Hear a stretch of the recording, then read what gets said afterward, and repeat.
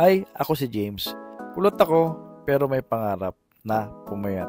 Kaso hindi ko pa alam kung kailan ko makakamit yun. Kaya tara, samahan niyo ako sa day 10 ng daily vlog natin. Ang focus ko ngayong taon is magpapayat at makapag-lose ng grip. At least bumaba man lang ng 90 to 100 kilos from 121 kilos now. For today's videos, ibabalot ko muna yung mga order at ipiprepare ko lang muna para ma-pick up na ng mga buyer natin. At ayan, ready na tong isang unit natin. Tapos na balutin at pipick upin na lang ni Lalamove. Minimake sure ko yung mga unit ng mga client natin is nakabalot ng maigi at mayroong protection sa harap para hindi mabasag yung screen or magka-problema. At importante sa lahat ay magpa-picture ako bago ipasok yung unit sa sasakyan para makita ni client na mayroong transaction na naganap at legit yung unit na pinadala ko. Siyempre mahirap magtiwala sa side ni buyer at ako naman yung seller, dapat mapakita ko yung proof na may item talagang darating sa kanya. At ito naman yung second pickup natin.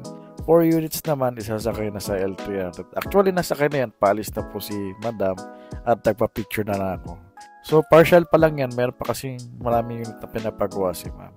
At yung next naman natin na i-build, itong Gen Z na Supreme na may Simpson design. Tinapos ko na rin to kasi konti na lang naman yung order at susunod ko na yung mga iba pang naka-line up. At ayan, mapapakita ko sa inyo kung ano ba yung laman ng Gen Z. So, yan yun yung mismong motherboard ng mismong build natin at nilalagay ko na siya sa ilalim. So, ganyan lang yung itsura nan pagka nabuo na. And ikakabit na lang yung mga wiring sa harap. At lalagyan ko na rin ng acrylic para ma-protectionan yung TV at hindi basta-basta mababasag at magalaw ng ibang tao. At lastly, ikakabit ko na lang itong mga controller niya para matapos na rin itong unit na ginagawa ko. Para mamaya, mabalot ko na to at medyo malayo pa yung pag-deliver natin ito, Palawan. Alam ko, this is a second time na Palawan yung deliver. Kasi wala daw talagang arcade doon. So, hope na maging successful tong arcade machine pagdating sa kanila. At tinesting ko na rin para sure na yung unit ni Sir, walang magiging problema. Mahirap kasi yung papadala natin ay magkakaroon ng problema yung unit. Actually, wala namang problema doon pero mas pinamake sure na rin natin yung double check natin. Yung okay yung unit. At ayan, binabalot na lang ni Airpat at ni Uncle para mamaya mabalot na ng karton at bukas ma-deliver ng umaga. At ayan, dating gawi, mag-aalas 5 na at nandiyan na naman ang supportive mahal ko. Grabe makapaglagay ng towel sa likod pa para di daw pawisan yung baby niya. At palis na tayo, focus tayo sa goal, mag-gym tayo araw-araw. At syempre, iwan pati pamilya. Hindi, joke lang.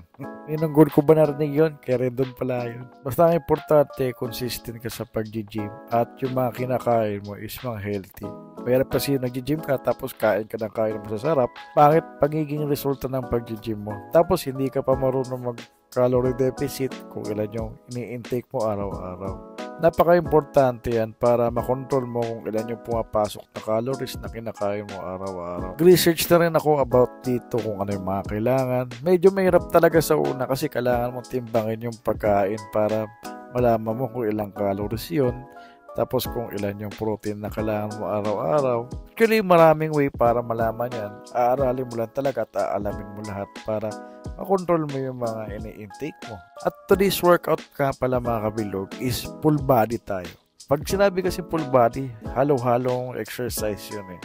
Upper tsaka lower. Ito yung parang last day ng exercise ko from ibang set. So ito, meron akong chest, back, leg. Yung iba hindi ko na na-videoan sa dami. Mga 8 exercise ako for today eh. Importante tapusin mo yung daily exercise mo para ma-reach mo yung fitness goal mo. Halos kasama ko nga pala to si MND sa pag-gym. Halos nandito rin siya araw-araw. At yan si Idol. Ayan. Laging ko rin kasama mag-zumba at iba pang activity every 7 p.m. Malupit na rapper yan. Check nyo rin sa YouTube niya, MND. At ayan, humabol tong dalawa, si Punso at si Buntis. Si Bayaw pala. So, nag-ready na sila for Zumba. Kasi 7 p.m. magsisimula na kami. At ako naman, tinatapos ko na lang yung ibang workout na natitira ko. Actually, ang pag-workout araw-araw, magandang improvement ito sa katawan ko. Para kasi naging magaan yung katawan ko. At dito naman, nag-Zumba kami. Pakita ko lang yung sample na sumasayaw kami dito. More than 1 hour din kami bago natapos. Ayan, ito yung ginagawa namin pagka Zumba. Iba-iba din yung step. So malaking tulong to lalo na sa strength mo. Cardio na rin to, papawisan ka talaga kakasayaw. Katapos namin nag-Zumba, nag-core naman kami. So niyaya ako ng dalawa at naging okay naman at masarap sa pakiramdam. Kasi yung tiyan mo dito yung tinitira eh. Nararamdaman mo yung sakit talaga. Hanggang dito na lang ulit mga kabilog. Don't forget follow my page para updated kayo sa videos na ilalabas ko. Kita kits! Bye-bye!